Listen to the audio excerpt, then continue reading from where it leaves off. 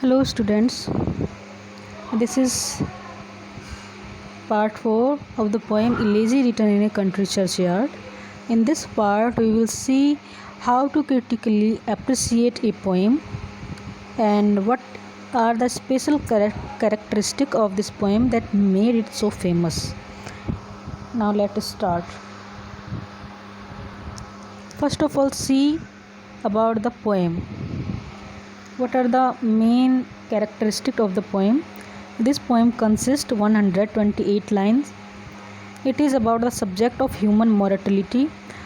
यानी what is the main theme और मुख्य जो विषय वस्तु है इस पोएम की वो क्या है, वो है ह्यूमन मॉर्टलिटी, यानी कि मनुष्य का जीवन कैसा है, मॉर्टल है. The speaker urges the reader to remember him for his human frailty that he is indeed common with every man. और इस पोएम में जो स्पीकर है या जो पोइट है वो रीडर से अर्ज करते हैं, उनसे विनती करते हैं कि उन्हें एक सामान्य मनुष्य की तरह याद रखें और उनमें भी गुण या दोष जैसे कि सभी मनुष्यों में होते हैं वैसे हो सकते हैं. The poem invokes the classical idea of memento mori, a Latin phrase which state plainly to all mankind remember that you must die. और ये जो कविता है, ये पोइम है, उसमें एक क्लासिकल आइडिया बहुत ही अच्छी तरह से प्रस्तुत किया गया है जिसको लैटिन फ्रेज में बोलते हैं मेमेंटो मोरी, और वो है कि remember that you must die. यानी कि ये एक यूनिवर्सल ट्रुथ को प्रकट करती है कविता कि आप सभी को एक दिन मृत्यु को प्राप्त होना है. In that there is no difference between great and common people. दूसरी मुख्य थीम ये है कि पोइट ये यूनिवर्सल ट्रुथ को बताते हुए साबित करते हैं कि चाहे आप एक महान व्यक्ति हो चाहे एक सामान्य व्यक्ति हो, मृत्यु किसी भी व्यक्ति के बीच में कोई भी अंतर नहीं करती है या भेदभाव नहीं करती है. It idealise and elevates the common man. और ये जो सामान्य व्यक्ति है उसको आइडियलाइज और एलिवेट करती है. Next let's see the summary of the poem. It was an evening time. The poet is standing in the churchyard.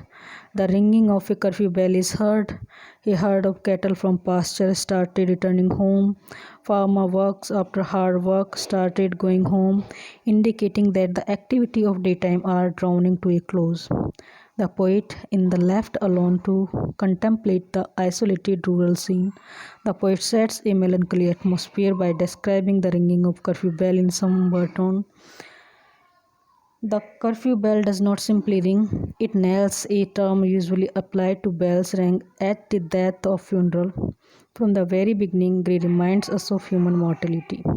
शुरुआत से ही जो पोइट हैं वो हमें ह्यूमन मॉर्टिलिटी की याद दिलाते हैं और वातावरण सेट करते हैं कि किस प्रकार से हम जो धीरे धीरे ढल रही हैं, पशु हैं जो चारागाह में चरते हुए घरों की तरफ लौट रहे हैं, किसान और फार्मर्स जो अपना खेतों का काम समाप्त करके वो भी घरों की तरफ लौट रहे हैं, और साथ ही साथ कर्फ्यू और नेल की जो ध्वनि है वो हमें सुनाई देती है. Let's talk about the tone of the poem, that is melancholic tone. There is a tone of sincere melancholy throughout. पूरी कविता में एक उदासी वाली ये जो टोन है वो छाई हुई है. He started composing the verse of this poem by bringing before his mind's eyes the churchyard at stock pauses. और जो पोइट है वो एक कविता अपने दिमाग में या मस्तिष्क में जो छवि लाके स्टार्ट करते हैं वो कौन से चर्च की होती है, स्टॉक पॉजेज, जहाँ उन्हें भी खुद को दफनाया गया था. The poem begins with the description of the churchyard at Stoke Poges toward sunset. He alone stand by the side of the graveyard. The curfew of the evening bell warning the people to retire to rest has told. The farmer is returning home after his day's work. It is dark all around and the air itself is silent in a solemn manner without any breeze. The cattle are going homeward and none is to be seen except the poet standing by the side of the graveyard.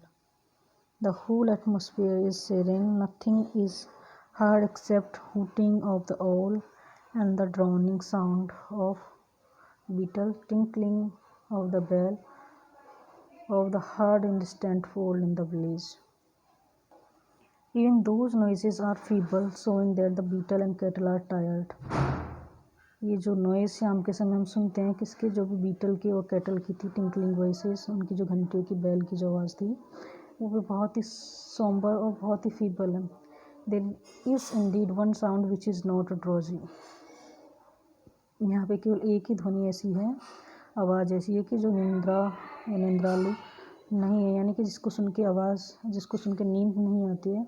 और वो कौन सी, the sound of an owl hooting intrudes upon the evening quiet. उल्लू के hooting करने की जो आवाज़ है वो हमें सुनाई देती है। The hooting of the moping owl appears that it complains to the moon that the poet is trying to destroy her ancient solitary ring. The hooting of the owl adds to the gloom, since it appears to be complaining about persons that go near her lonely living place. There is no companion for the poet at that time except darkness. In such an atmosphere, the poet is found by himself by the side of the churchyard. The melancholy atmosphere is suited to the poem. इस प्रकार जो मेलनकलिक atmosphere है जो कि poem को पूरी तरह suit कर रहा है वो डेवलप किया गया पोइट के द्वारा। जो हुटिंग ऑफ ऑल है वो भी एक बहुत ही ग्लूमी वातावरण सेट करती है। तो ये पूरी जो सेटिंग है उसमें पोइट एक तरह से मेलनकलिक एटमॉस्फेयर सेट करते हैं। Now see the theme of the poem. The poem mourns the death not of great people but of common men, and meditates on the nature of human mortality. That in death there is no difference between great and common people. If among the lowly people buried in the churchyard there had been any natural poets or politicians whose talent had simply never been discovered or nurtured. Elements. Classical elements. Elegy written in a country churchyard is a poem that is pre-romantic in nature. It means it includes some classical elements as well as some romantic elements. So now we see some classical elements, which are the use of alternately quatrains of iambic pentameter already present in Dryden.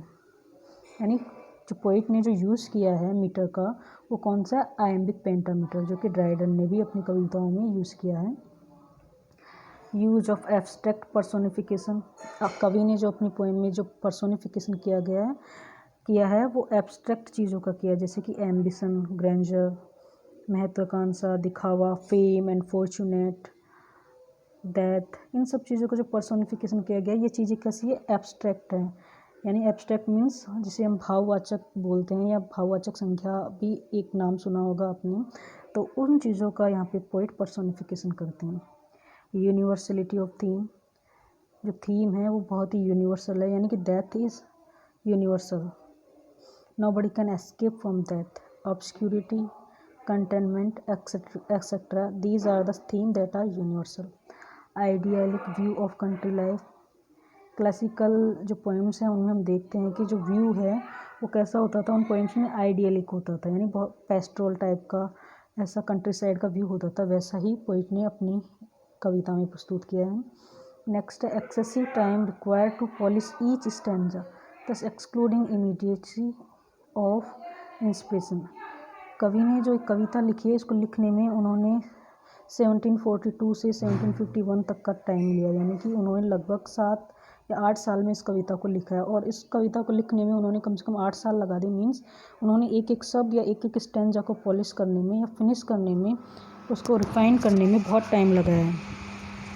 इसलिए ये कविता एकदम से जो inspiration है वो नहीं ला पाती, यानी कि इसकी भाषा जो बहुत थोड़ी क्लिष्ट भी है और इतनी सिंपल भी नहीं है। Clear influence of poetic classics such as Dante opening lines, Lucretius and Petrarchan ending. यानी कि जो क्लासिक पोइट्स थे जैसे कि दंते या लुक्रेजियस या पेट्रार्क, उनकी जो एक छाप है या छवि है उस को हम इस कविता में अच्छी तरह से देख सकते हैं। Next, this poem is a graveyard poem. And what is graveyard poetry? Let's see. It is a type of poetry presenting melancholic reflection on mortality, framed in narratives involving visit to graveyard and other reminders of death. Graveyard poetry ऐसी poetries होती थी कि एक बहुत ही मेलनकलिक या उदासी भरा वातावरण प्रस्तुत करती थी, जो कि मनुष्य की मॉर्टिलिटी के ऊपर लिखी गई होती थी।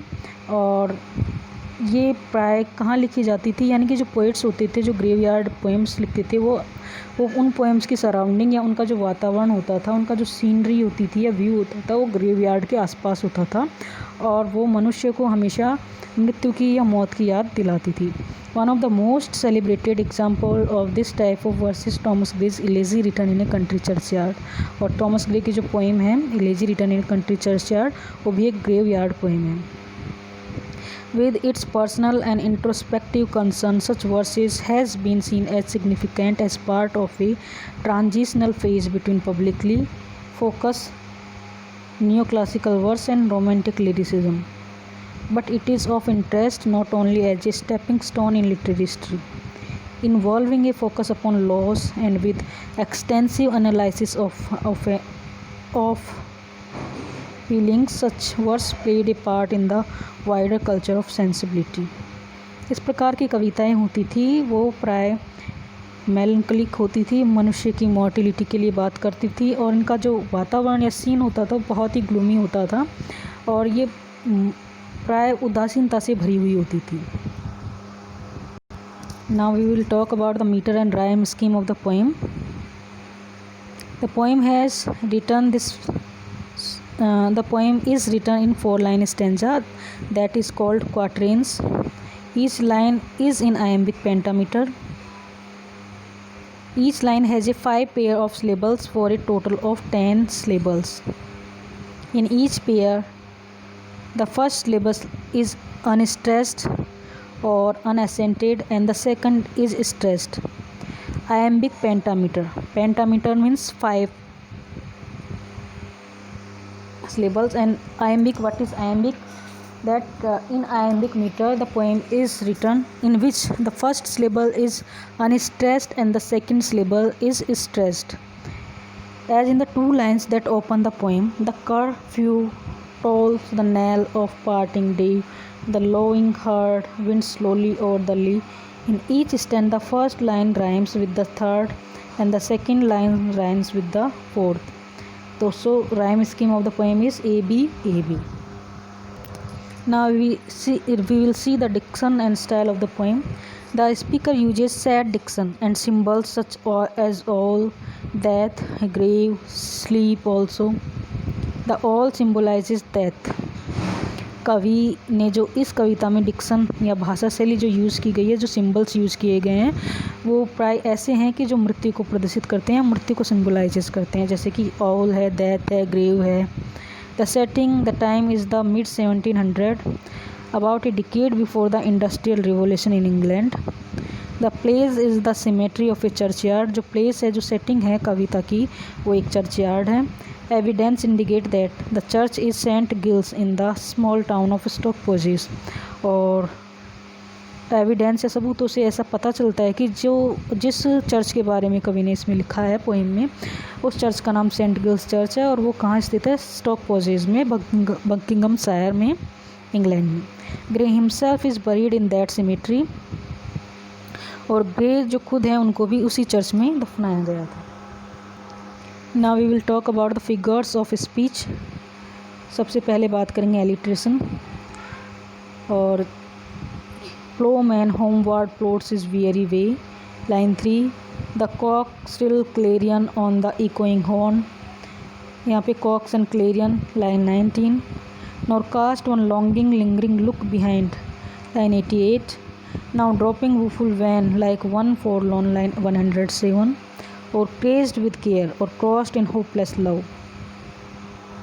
line 108। Metaphor. Full many a gem of purest serene, the dark unfathomed cave of ocean bare. Full many a flower is born to blush unseen, and wastes its sweetness on the desert air. Comparison of the dead village people to gems and flowers or heap the shrine of luxury and pride with incense kindled at the muse's flame। यहाँ पे जो comparison किया गया है dead forefathers of the hamlet, James के साथ और flowers के साथ, तो यहाँ पे मेटाफोर का यूज़ हुआ है। Personification. Let not ambition mock their useful toil, their homely joys and destiny obscure, nor grandeur hear with a disdainful smile the short and simple annals of the poor। यहाँ पे grandeur और ambition का personification किया गया है।